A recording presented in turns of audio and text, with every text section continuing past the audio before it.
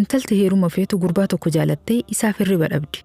Isa argadhu malee jiruun tiyya bilaasha. Isa wajji bultii ijaaru malee gammachuun tiyyan guutamtu jettee cinqamti. Warri haala kanaan daangaa dabree lubbuu fi galaafatee lakkoofsan qabu. Wanti nuti jaalannee isaaf hirriba dhabnu sun booddeen isaa maal akka ta'e hin beeknu. Kan gaarii nutti fakkaatu booddeen isaa waan nu miidhu ta'uu danda'a. Gurbaan ati hirriba dhabduuf gaafa bultii wajji jaartan kan hirriba si dhorku ta'uu mala. Sababa isa wajji bultii jaarteef jecha jiruun tee boorooyitee aduun guyyaa sitti dukkanaayuu malti. Nuti waan nutti mul'atu qofa argina. Fedhii lubbuu jala deemna. Rabbiin guddaan garuu waan uf dura mudatu hunda beeka. Sababaan aayaanni tun jecha shakkiitiin goolabamteef isinii galtee. Qur'aanni kun seera addunyaan ittiin bultu irratti hundaa'ee osoo hin taane dandeettii Rabbii waa hunda uumeetiin haala addaatiin buufame. Dubbiin tana qofa hin seenaa. Yoo bal'isnee ilaalle keessi akkaan fagoodha. Qabxiilee muraasa booda irratti isiniif deebi'a. Amma seenaa namtichaatti achaa deebinu. Gama seenaatti deebi'uun duratti namoonni chaanala kana subscribe hin godhin osoo subscribe gootanii gaariidha. Chaanala kana irratti hojiilee gurguddoo hedduu hojjechuuf yaada qaba. Karoorri kiyya immoo humna guddatti hajama. An ammatti humna hojii kana ittiin sochoosu gahaas hin qabu. Kanaafuu isin hundi osoo na cinaa dhaabbattanii akkaan na gammachiisa. Laayikii fi sheer gochuun hojii keerii kana irratti hirmaadha. Namtichi kun halkanii guyyaa du'aa'ii godha. Yaa Rabbi aafiyaa naaf kenni. Waan na dhibu kana narraa fuudhii na qulqulleessi jedhee kadhata. Du'aa'ii tana addaan hin kutu. Dhukkubni isaa kun yeroo dheeraaf osoo ittiin deebi'in irraa tura. Yoo dhukkubni irraa deemu inni dalagaa isaa akkaan oo'ifata. Magaalaanis baay'attee fi innis tajaajila isaa babal'isa. Buskuutaa fi shaayii cinatti dhugaatii gaazaatis dabalee gurguruu eegala.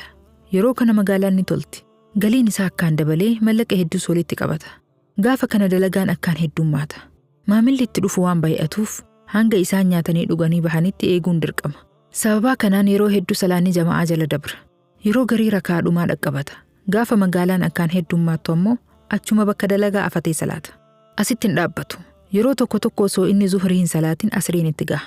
Yoo asriin azaaname daddafee walirra buusee gara dalagaa deebi'a.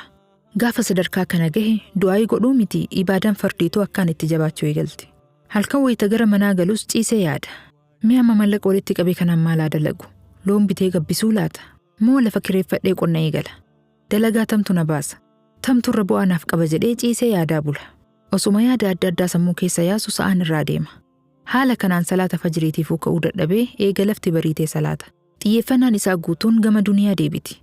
Du'aa'is ni irraanfata. Ibaadaas ni laaffisa. Gaafa kana dhukkubni isaa kun itti ka'a. Dhukkubni isaa kun maal akka ta'e tilmaamuu dandeessanii? Namtichi kun maraatee qalbii dabarsa. Maraattummaa huccuu mulqachiistee qullaa'uuf osoo hin taane maraatu sammuu shirgootu Rabbiin itti darba. Gaafa maraatee kana mallaqa walitti qabe hunda baasee facaasa. Guyyaa guutuu jimaa qama'aa oola. Sigaaraas ni xuuxa. Magaalaa keessa fiffiigee nama ari'a. Kanuma wajjinuu masjiida irraa nafu. Yoo masjiida dhaqees sheekotii fi nama hedduu wal dhaba. Gaafa mallaqa walitti qabe hunda facaasee fixe Rabbiin fayyaa isaa deebisaaf. Yeroo sammuun isaa of beeytu ni tasgabbaaya. Akka gaafa durii ibaadaa ofiitti deebi'a. Ganamaa galgala du'aa'ii godha. Salaata 5 masjiida malee hin salaatu.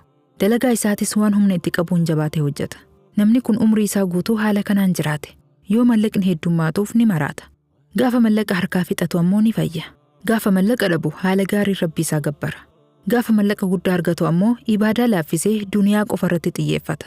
Tola Rabbiin guddaan nama kanaaf oole hubattanii yoo hubachuu dhabdan aayata tanatu isin hubachiisa. Fa'idhaa massal insaana durrun. Ilmi namaa yoo rakkoon isa tuyxe da'aana nu kadhata. Yaa Rabbi rakkoo tana narraa fuudhi. Yaa Rabbi furmaataan na dhaqqabi. Yaa Rabbi aafiyaa naaf kenni. Yaa Rabbi dhukkuba kana narraa fuudhi jedhee kadhata. Thumma idhaa khawwalnaahu ni'matan minnaa. Eegasii yoo nuti irraa jijjiirree ni'imaa keenyarraa isa qananiisne, yoo nuti rakkina isarraa kaafne waan inni fedhuun isa gammachiisne, qaala innamaa uutiituhu calaa ilmin. Tana beekumsa tiyyaan argadhe jedha. Ani smaartii waan ta'eef, ani hayyuu waan ta'eef, ani tooftaa daldalaa waan hin beekuuf kana hunda argadhe. Ani ogeessa jabaadha jedhee dhaadachuu eegala. Bal hiya fitnatun. Lakkisaa isiin tun qormaata. Walaakinna aksarahum laa ya'lamuun. Garuu irra hedduun isaanii hin beekan. Ammas Rabbiin aayata biroo keessatti akkana jedha. وإذا مس الإنسان ضر ilma namaa yoo rakkoon wahiisa tuyxe da'aa rabbahu muniiban ilayhi gara isaa deebi'uun gooftaa isaa kadhata.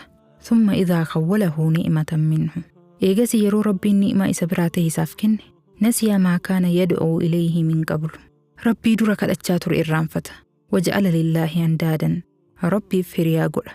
liyudilla an sabiilihi karaa Rabbii irraa namoota jallisuuf jecha.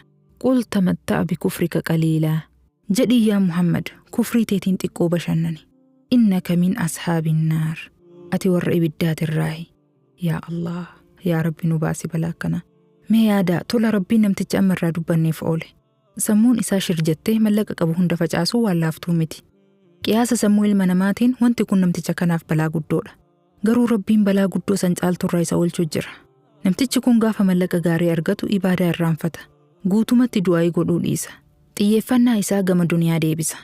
وإذا مس الإنسان الضر ilmi namaa yoo rakkinni wahii isa tuyxe da'aanaa lijambihi jiqilfatee nu kadhata.